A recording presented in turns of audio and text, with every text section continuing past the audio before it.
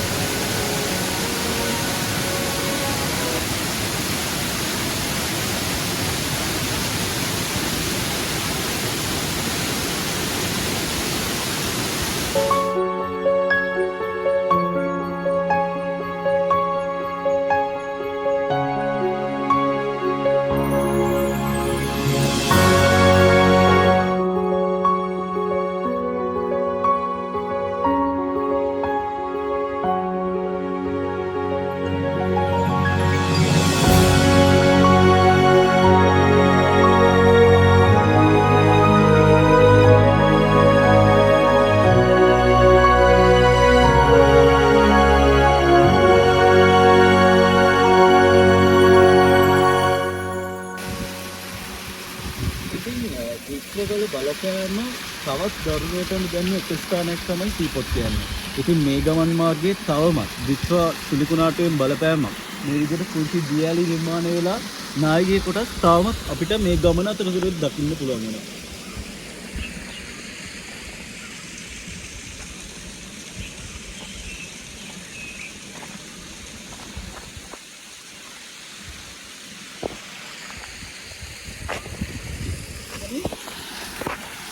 අපේ ගම සීපොත් කියලා කිව්වට සබර්ගොම් පළාතේ කෑගල්ල දිස්ත්‍රික්කේ යටියන්තොට ආසනේ තියෙන සීපොත් කියන ගම්මානේ.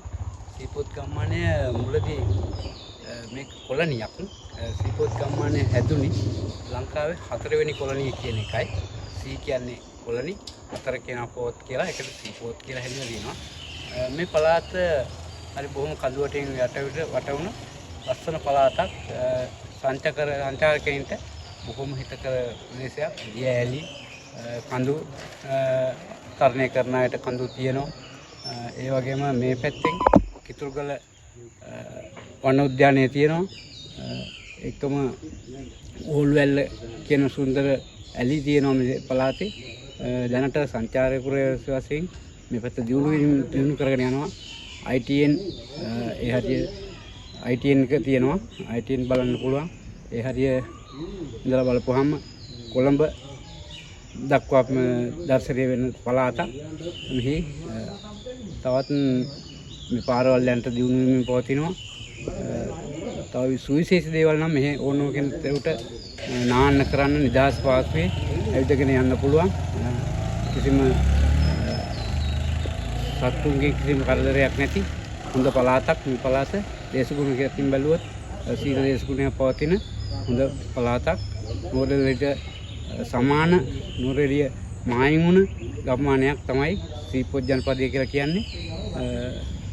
එකම මෙතනින් අපි මේ දැනට ඉන්න ප්‍රදේශය මෙතනලා යටියන්තොට නගරයටත් කිලෝමීටර් 25කුත්, මෙතන ඉඳලම නාලපිටිය නගරයට කිලෝමීටර් 24කුත් ඇති මධ්‍යස්ථ ප්‍රදේශයක තමයි අපි මේ ලොවට රැඳී සිටින්නේ. ඔබ ආරාධනා කරනවා මේ සියලු දෙනාට මේ පැත්තට ඇවිල්ලා මේ ගම් පළාත නරඹලා යන්න ඕගලන්ට සියලුම පහසුකම් සලස්වන්න පුළුවන්. ඒ හොඳ ප්‍රදේශයක් තමයි මන්මාවත් කාපට් කරපු හොඳ පාරවල් තියෙන ප්‍රදේශයක් මේ පැත්තේ.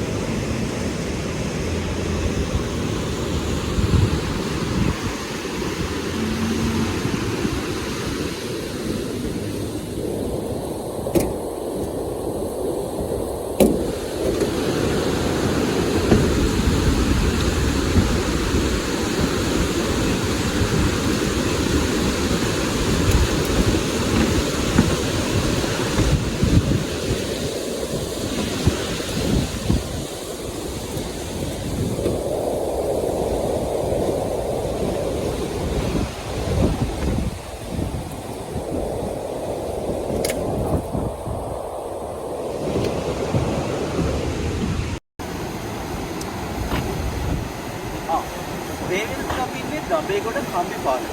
මේක හම්බ වෙන්නේ ඇත්තටම සීපොත් යන තැන ගමනේදී තේරගස් හන්දිය කියන නැවතුම. ඉතින් මේක වැල් පාලමක් විදියට දැන් අවුරුදු 50කට කලින් මේ ගමේ මිනිස්සු පාවිච්චි කරයි කියලා තමයි කියන්නේ.